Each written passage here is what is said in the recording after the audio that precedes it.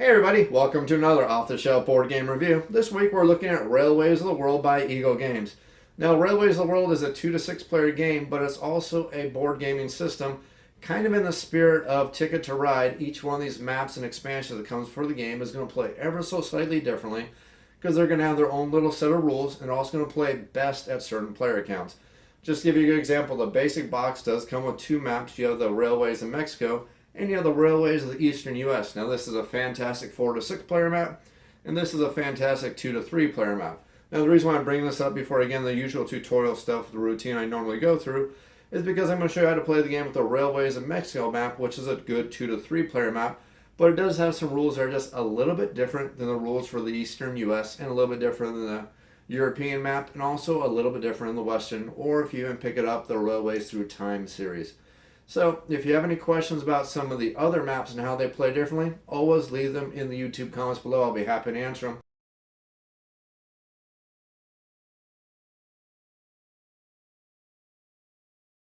In Railways of the World, each player is a railroad baron competing to become the wealthiest railroad tycoon in their part of the world.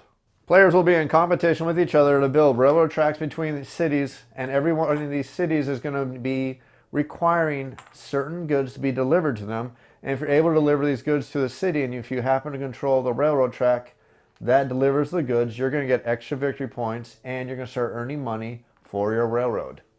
What sets Railways of the World apart from other railroad games is the fact that every single player is going to start off flat broke, and you can start taking out loans and bonds to get the money you need to start building these railroad tracks, to start building these lines, which are going to allow you to start transporting these goods all around the world, or in this case, across Mexico. The even more challenging part is that every one of these bonds is going to be worth negative victory points at the end of the game. These bonds can never be paid off, and as a matter of fact, every single round at the end of every player game, there are 3 rounds, there's going to be a new reset phase. And every single reset phase, you're going to pay $1,000 for every single bond your railroad empire currently has out. And remember, these can never be paid off. On top of that, there's also railroad operation cards, which can give you extra special abilities like the ability to grow some cities, the ability to build your tracks for a discounted price across mountains, across rivers, or even the ability to add more goods to a city and turn it into a city that needs other goods to help you build your railroad network. You'll also need to improve your railroading network to get more powerful trains, which will allow you to transport goods longer distances, which will allow those transportations to be more profitable, which will give you more victory points and help you win the game. The final victor of the game is going to be the player who can get the least amount of bonds while getting the most tracks, getting the most deliveries, and delivering the most cubes across the board is going to be the victor. The loser is the one who's going to get too many bonds, too much debt, and lose. Can you become the most profitable, most powerful, and most dominating railroad tycoon across your part of the world? That is Railways of the World.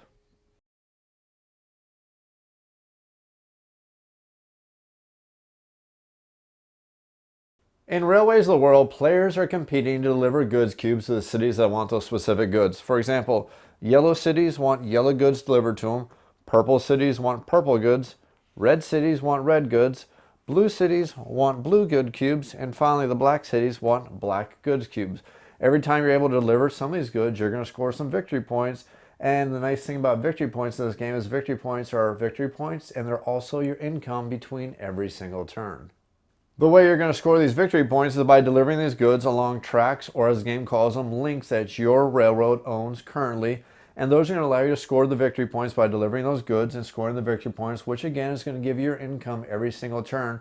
Because the higher you are on the score track, to a point, and I'll explain that when we get there, but just know that the higher you are on the victory point track, generally up to a certain point, the higher you happen to also be on the income track. So for example, if your railroad currently has 36 victory points every single turn, you happen to be making $23 every single turn. And of course, that does not include bonds. I'll explain bonds when we get to them, but just basically, if you have 36 victory points, your current income has to be 23. If you happen to have 44 victory points, your current income is 25. But there is a little bit of diminishing return. For example, if you happen to get all the way up to 81 victory points, your income is only 15, and if you do happen to lap the victory point track to go to 99, it's going to reset all the way back to 0. Your score doesn't reset, but your income does, which means you effectively have split off your railroad empire, which means you can start earning income all over again. So while your score doesn't reset to 0, your income does. So that's something you have to consider even though it doesn't happen too often except when you play in the two-player game it can, but in the higher player counts it rarely does happen. Now, as I said, every single city is going to want goods delivered to it based on the color of the city. Like I said, the purple city wants purple cubes, and you're going to gain victory points depending on exactly how far you're having to transport these cubes before they get to that city. Now, every one of your connections between a city is called a link. So this gray city and this purple city right here are connected by the purple player's single link. This blue city is connected to this purple city by 2 links, and we track that by following the railroad track from one city to another as a single link. The second track is going to be a second link. Now, if we were to deliver this purple cube right here along the railway system all the way to this purple city that wants this purple good, it's going to be going across one link, a second link, a third link, and finally a fourth link to finally reach that final city. Now, the reason why this is important is because the further the good has to travel, the more victory points you're going to get. So, for example, if you happen to deliver this purple cube across a single link to this purple city, which wants this purple good, it's going to be removed from the board, and the purple player is going to simply score 1 victory point on the victory point track, which is going to change their income when the turn ends. If we happen to deliver this purple cube across 2 links, remember every connection between a city is a single link, so to go from the blue to the gray is 1 link. To go from the gray to the purple and deliver this purple cube is going to be 2 links, and since we traveled across 2 links to deliver this good, we're going to gain 2 victory points, going from 1 all the way up to 3 victory points. And we keep using that example again. If we want to cross 3 links, 1, 2, and then a third link to deliver this purple cube, that's going to be a total of 3 victory points, bringing us from 3 all the way up to 6 victory points, which is also going to increase our income to $8 at the end of the turn. Now, there's 2 really quick caveats that you have to understand about delivering goods to cities. The first caveat is that you can deliver goods across another player's rail lanes or their links as long as you start delivery on a link that you happen to own. So the purple player could deliver this purple cube all the way from this gray city all the way to this purple city, because the delivery is going to start on a link that they currently own. Even though it's going to take another player's link, it's still going to go all the way to that destination. They're going to score the victory points. The trick is, though, since you use another player's link, they're also going to get some of the victory points because you borrowed their link for the delivery. And you simply just count the total amount of links that happen to be in your color. So you get 1 link, 2 links, 3 links. So you get 3 victory points on the victory point track. But the yellow player, since you use their link to deliver that purple cube, they're also going to get a part of the money pie for doing that. So they're also going to get 1 victory point since you delivered along their link. Now again, the trick is you have to just start delivery with your current color. If this, for example, happened to be a link owned by the yellow player, and this cube happened to start here, the purple player cannot start this delivery here because it's not starting on a link they own. But the yellow player, when their turn came around, could start the link on their own link line, get 2 points because it went on their railroad, and then purple get an additional 2 points because it went on both of these players' railroad links. Here's the big restrictor to delivering goods along your railroad links, though. You can never deliver along more links than the size of your current most powerful railroad train that you own in your railroad empire. So if you happen to have a level 1 train, that means a delivery can only be made a total of 1 link. Doesn't matter how many railroads that you currently have linked together, the longest length of railroad, it does not matter at all. A delivery cube cannot go across more links than the current size of a railroad. Now, the minimum size for a link is 1. The maximum size for a link happens to be 8 once you get to a level 8 train, and these are going to cost you a lot of money to upgrade. You see that a level 2 train costs you $5,000. The final level 8 train is going to cost you $20,000 though, so you do have to watch your funds and spend wisely. So just to go back to our original example, if this purple cube happened to be in this city right here, purple happened to have this railroad link right here, if we currently only had a level 2 train, the max amount of links we could deliver a cube at all would be 2 links. So the furthest this cube could go would be 2 links across, which would not get us to its destination. So we could not deliver this cube here. If the cube had to be at this location, we cannot deliver the cube again because it would have to go across 3 links, and we only have a level 2 train. The only way we could deliver this cube is if it happened to be here, and we go 1, 2, or if it happened to be here and we just went across 1 link, which would score us only 1 victory point. The max amount of links you can send a good is depending on how large your railroad is, and that's the max amount of distance you can ever transport a cube. There's also one more caveat you have to understand about transporting cubes. The other caveat you have to understand about transporting cubes is they have to go all the way to their destination in one single movement. So if I happen to have a level 2 train, I can't take this good right here, transport it 2 links, and leave it there in a blue city. A good has to go from its current location all the way to a city wanting that good of the matching color, otherwise it cannot be moved at all.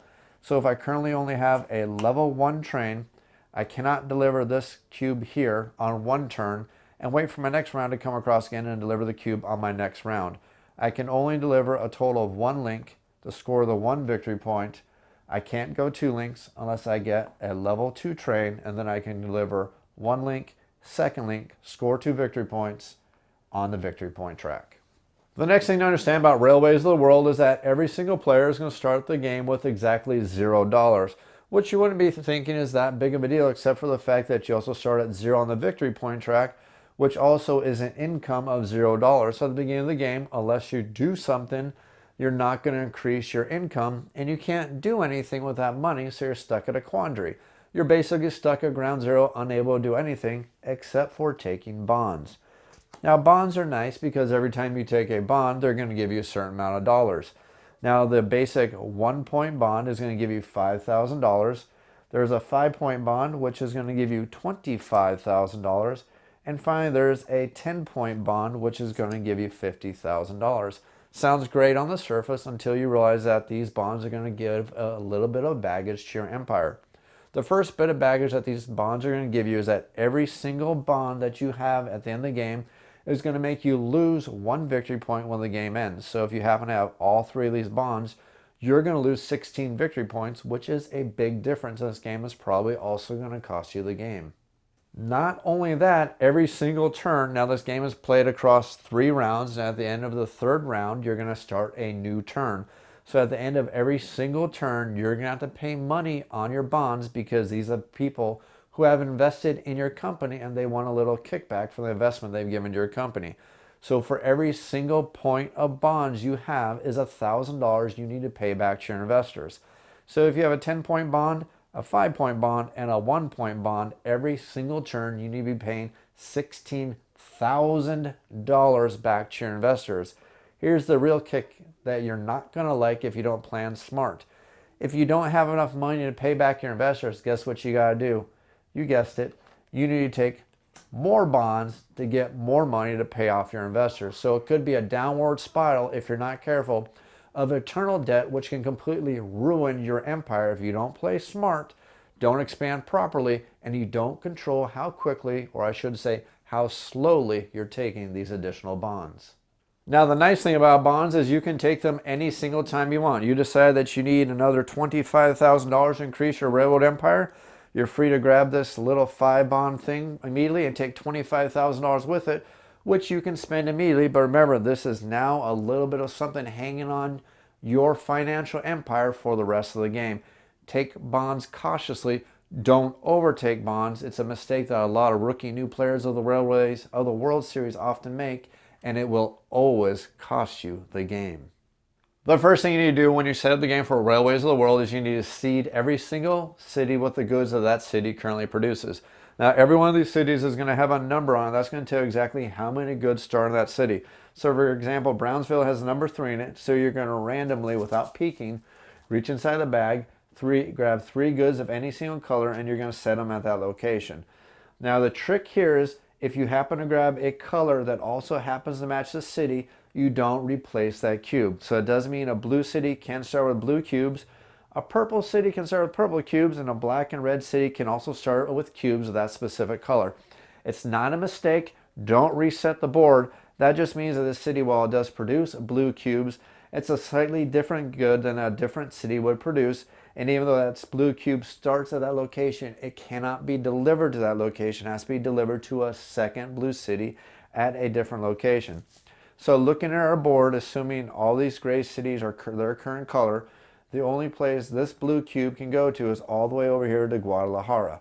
Again, it's not a mistake. Don't reseed the city. You're basically going to keep going, putting out goods cubes on every single one of these cities based on the size of the city. Mexico City gets 5, Tampico gets 2, and even Chihuahua gets 4. Just look at the size of the city and add goods cubes to that city based on that city's size.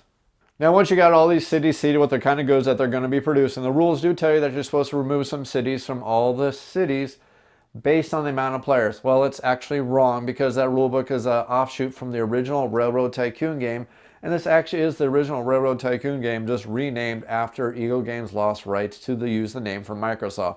Railroad Tycoon is a classic PC game from late 80s, early 90s, and that's what this board game is based on. But they had to rename the game, and when they did it, they didn't do a really great job of redoing the rule book, and I'll get into that in my final review, but let's just ignore that for now. Basically, the rule book tells you to take some cubes out of some of the cities based on the player count. Well, that's actually wrong if you're playing the Mexico map, because the Mexico map is not going to remove any players. And what that means is if you're playing with the Eastern U.S. map and you happen to have 2 or 3 players, the city is going to have less cubes in them. Well, it actually doesn't make much sense to do that way because the basic game comes with the 2 maps, and this really is a fantastic 2 to 3 player map. So if you're playing with 2 to 3 players, just use the Mexico map because it's a better map. And if you have 4, 5, or 6 players, use the Eastern U.S. map, and it's going to play better as a 4, 5, and 6 player game.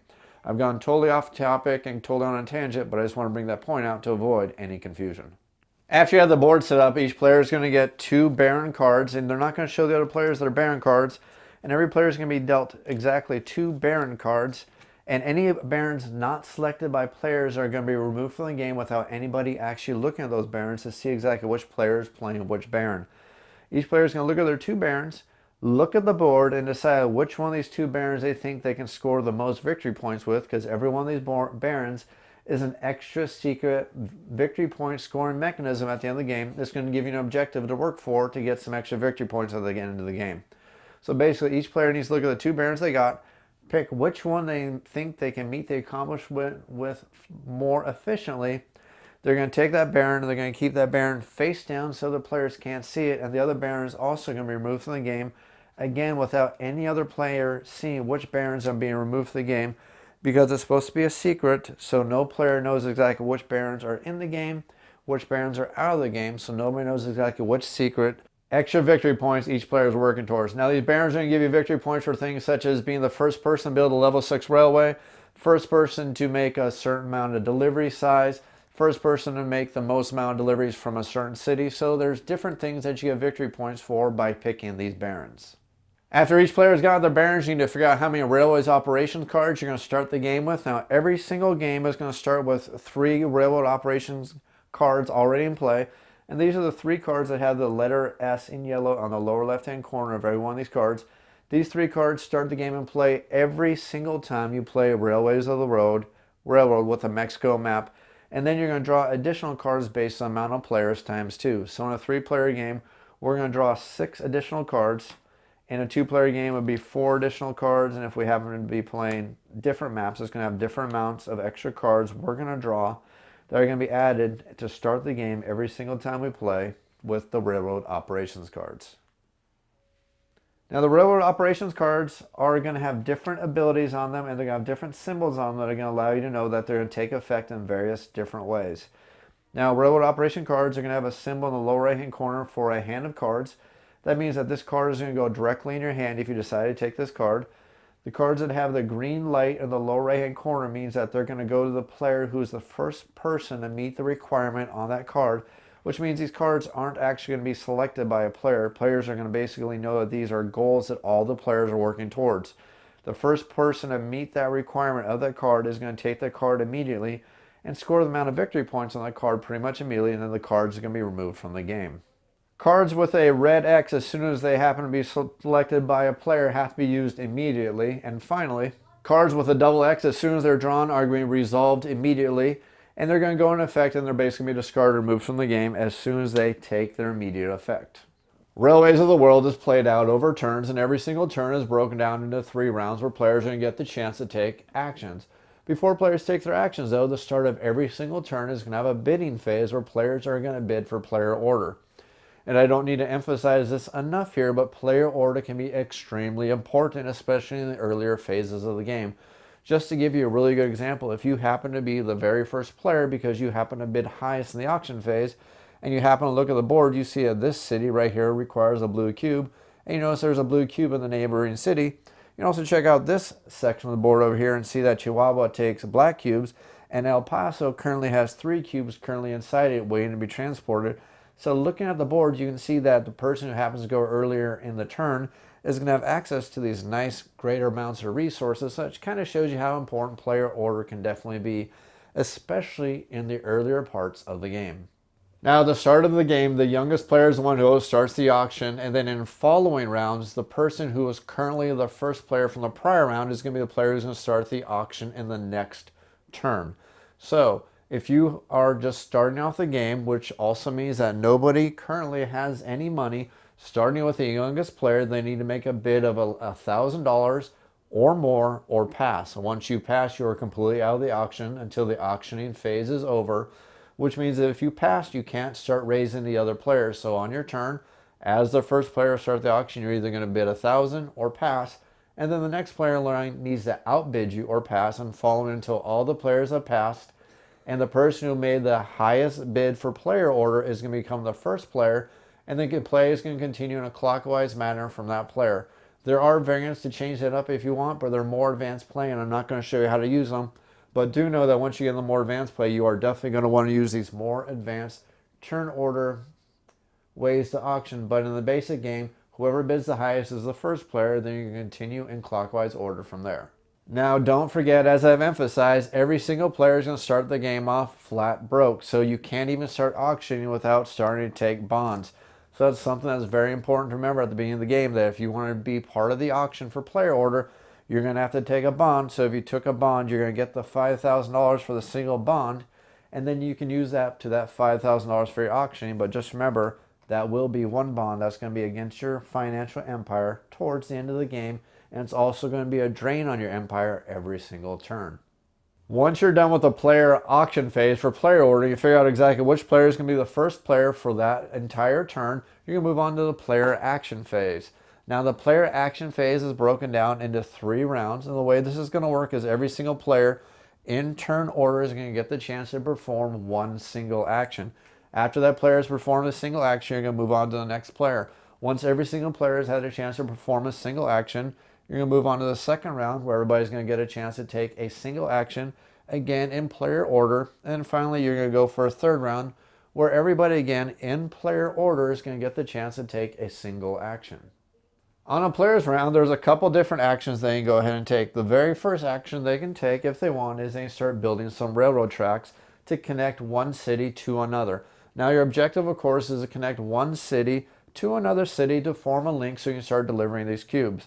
On your first round, or any one of your rounds, you can build railroad track, and you start laying out the 4 track sections per round. So that doesn't mean that I can't build a section all the way from El Paso all the way to San Antonio on a single round. It's going to take multiple rounds to do it, because you can only build 4 track sections at a time.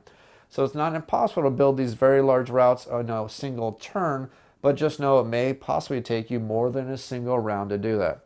And to build these tracks is going to have a certain amount of cost based on the type of terrain you're building your tracks across. And the way this is going to work is any open section that does not have any water on it, and it does not have any mountains, and these mountains are also marked by these white dots if you forget, is going to cost you $2,000.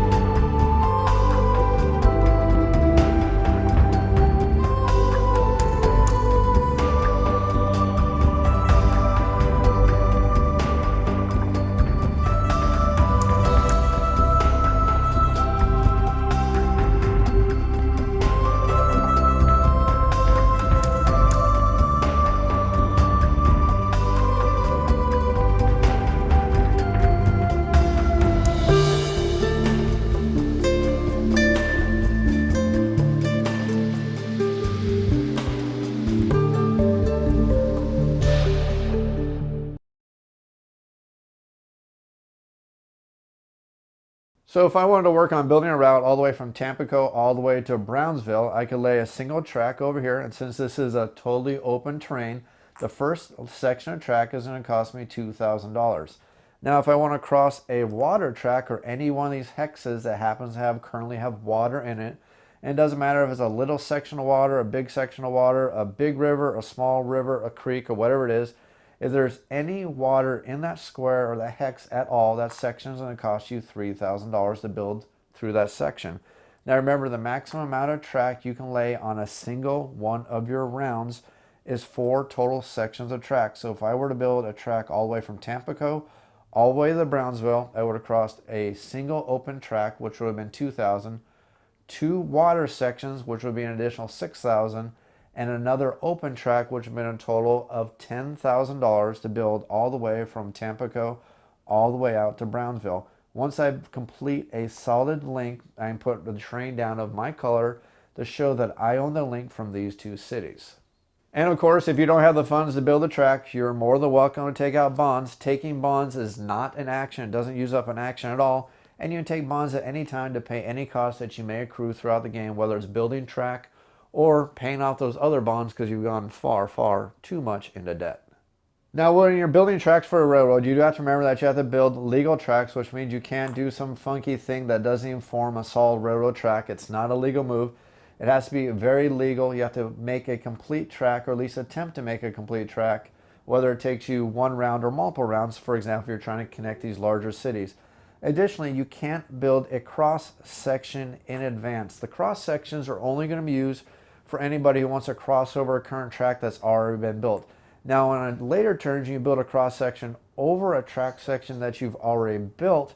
But again, you can't do it in advance in an effort to try to save yourself money because you have some future planning ideas of what you think you may be doing on future rounds. Cross sections are only used for building additional track after original track has already been laid. The next action a player can do on their turn is they can try to urbanize some of these gray cities. Now, only the gray cities can be urbanized, and you'll notice there's only 4 colors of cities to urbanize in, even though there's 5 different colors of cubes. That's intentional. There are no red cities that can be urbanized, or you can't urbanize a gray city into a red city. The only red cities on the boards are the ones that are already pre-marked, so you need to start making sure you're planning for that, especially when you're making these larger red cube deliveries, because especially in the Railways of Mexico map, you'll notice there's only 2 red cities in the entire map, and you can't build any more additional red cities, so you better make sure you're strategizing for that fact. Now, to urbanize a city, again, you need to pick a gray city wherever you want to urbanize, and you need to pick one of the 4 colors that you can turn that city into, so yellow, black, purple, or blue, and you're going to spend $10,000, and you get to turn any gray city into a color of your choice. So I can choose to turn the city into a blue city if I want. I can choose to turn it into a yellow, choose to turn it into a black, choose to turn it into a purple. It's my decision when I urbanize it, but I get to turn it into whatever color I want. And then that city is going to get an additional boost in economy, which means I'm going to reach in the bag and pick out 2 additional cubes without peeking at them. And I'm going to add them to that city, and that's going to show that that city now produces some additional goods, which can be transported to other cities. The next action I can take on my round is I can go ahead and upgrade one of my engines to a larger size, which can allow me to transport across greater lengths like I showed you earlier in the video. And the cost to upgrade an engine is going to be listed on the bottom of the card. So to turn a level 1 train into a level 2 train is going to cost $5,000. To turn into a level 3 train is going to cost you $10,000. A level 4 train is going to cost you $10,000. All the way up finally to the level 8 trains, which are the most expensive ones, which will cost you $20,000 to upgrade your train into. That costs you a full action to do it, which would take up your action for that round.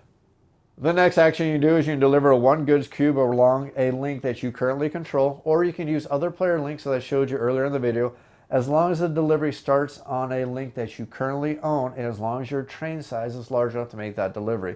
Now, to do so, you're simply going to pick a cube in a location city that it's leaving from, and then you're going to deliver it to the target city. Once it arrives at the target city, you're going to remove the cube from the board, and then you're going to gain amount of victory points based on however many links that goods cube had to travel to make it to its destination, as I showed you earlier in the video. And now, since I urbanized the city earlier to a blue city, that does mean that this is a city that takes blue cubes. So since I had this blue cube at this city earlier, I can deliver along my link to the city to get the victory points for it, which is also going to help me gain extra income at the end of this turn. The final action you take for your round is you can select one of these railroad operation cards and use it however it may handle depending on what kind of card it is. Some cards will go into your hand, some cards will take effect immediately, and if you play some of the other expansions, some of these cards are going to give you permanent abilities that are going to last for the rest of the game.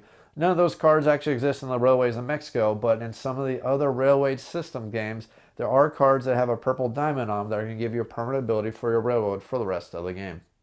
Now, the important thing to realize about railroad operation cards is while taking one of these cards is an action, using these cards is not an action. So if I were to take this card into my hand and keep it in my hand, it took an action for me to gain this card, but if I want to actually use this card at a later turn for whatever ability it may give me, it doesn't actually cost me an action to actually use that card. So that's kind of something nice to remember about taking these railroad action cards. And also know that some of these railroad operation cards can actually take the place of other actions you can do on your turn. So for example, this new industry card here, which has the X on the lower right hand corner. The X means as soon as I draw this card and take this card as my action, I have to use this card immediately. And what it does is it's going to allow me to urbanize a city at no cost for me. So I don't have to pay the $10,000 I would have to spend in this example when I urbanize Tampico to turn into a blue city. So when cards such as New Industry come up, they actually allow you to take another action without having to actually burn that action. And in this case, it doesn't even cost you any money. So if I would have played smart, if I was playing the actual game instead of showing you how to do it, instead of spending the $10,000 I spent to urbanize that city, it would have been smarter for me to take this card, and since it has an X, as soon as I take it, I have to use it immediately, and I would have used it to urbanize Tampico. Then on a future one of my rounds, I would have made that blue cube delivery, which would have scored me the victory points. So that shows you how you have to play smart and plan your turns much in advance when you're playing Railways of the World. Once every single player has had a chance to take 3 rounds worth of actions, now remember, everybody's going to take 1 round of actions, everybody's going to take a second round of actions, and everybody's going to take a third round worth of actions. The action phase is over. Now we go move to the income phase of the round. Of the turn. For the income phase, every single player is going to look at their current score, which is going to tell them exactly how much money the railroad is currently making.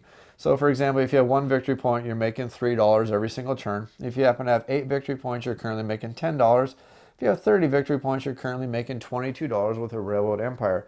The trick here is you need to subtract from that the amount of bonds you currently have. So if you currently happen to have 6 bonds in your railroad empire and you currently happen to have 10 victory points, which is worth an income of 12, your net income is going to be $6,000. You're simply going to take $6,000 as your current income.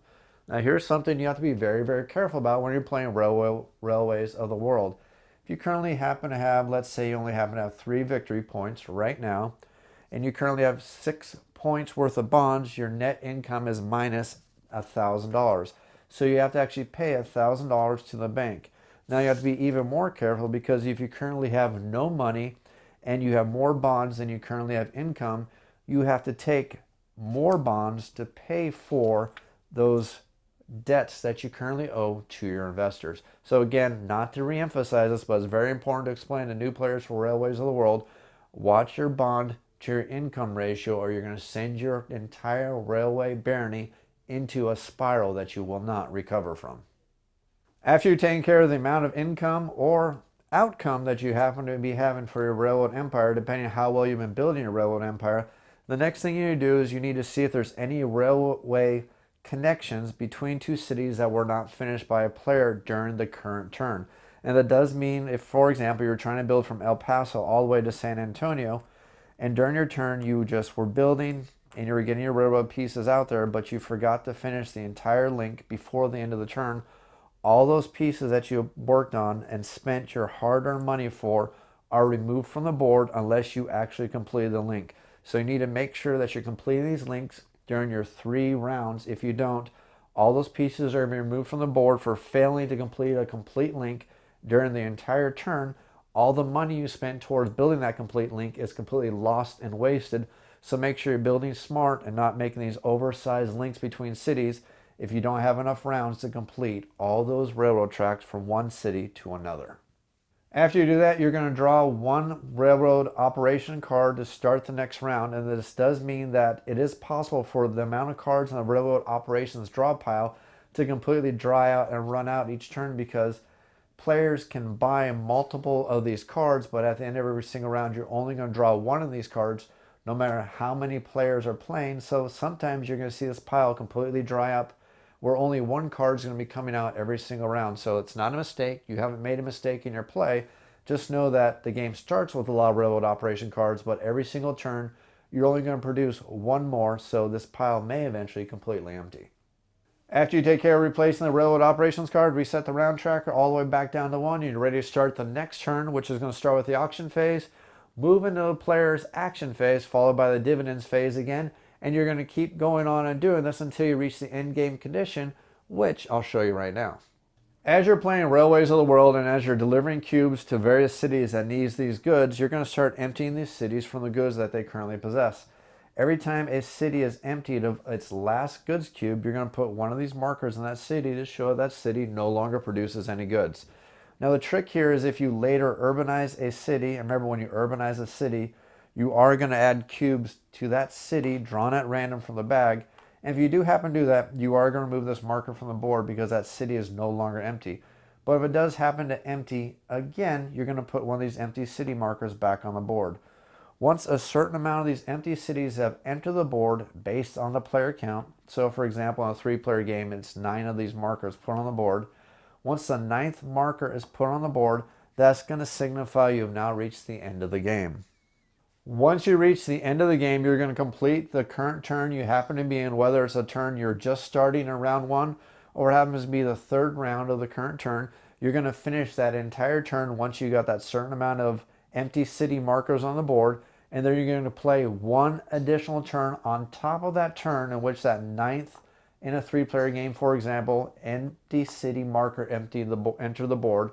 Once you complete that additional turn, you're going to add up all the victory points for all the players. All the players are going to take their victory points based on their current score on the track.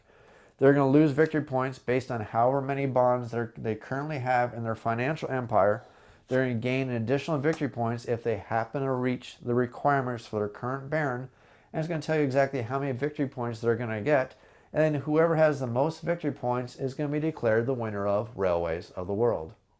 If there happens to be a tie on the victory track, the player who has the most links between cities is going to be the tiebreaker. And if there's still a tiebreaker after the amount of links, you're going to figure out exactly which baron happens to have the most money, and they're going to be the final winner of the game. I hope you enjoyed this tutorial video for Railways of the World. I'm going to go ahead and clean everything up and set the game up for a 3-player game using the map for Railways in Mexico.